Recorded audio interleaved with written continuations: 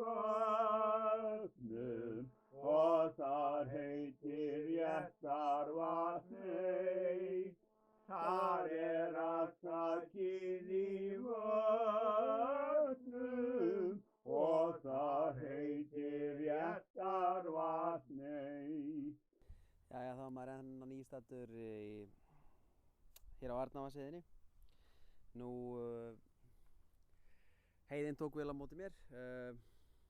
Ég byrjaði á því að fá ágætis fisk, svona 4,5–5 pund. Svaka fliki úr Austurá. Ekkert langur fiskur, 50 cm en alveg hvílíkur bolti. Það svona helst að frétta úr Austuránni að þróunin svipuð og hefur verið undanfarin ár. Það að segja að það lítið af bleikju en heldur að aukast í urriðanum og við fengum ágæta fiska í Sesseljuvík í Arnarvatni stóra sem við sjáum hér. Nú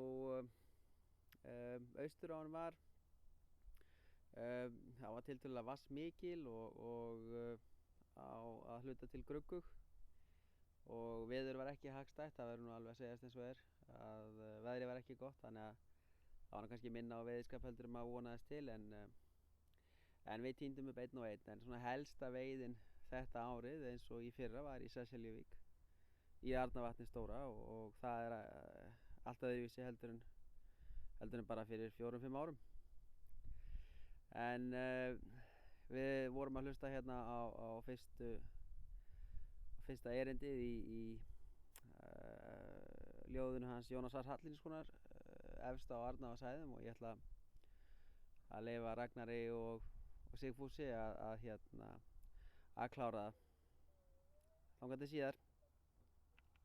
Og undir norðurásnum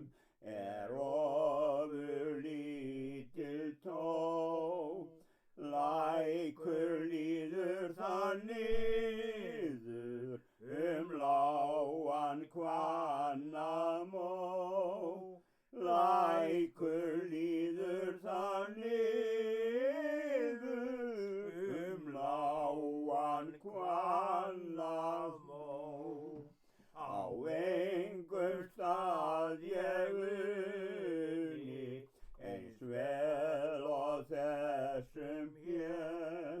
Ískaldur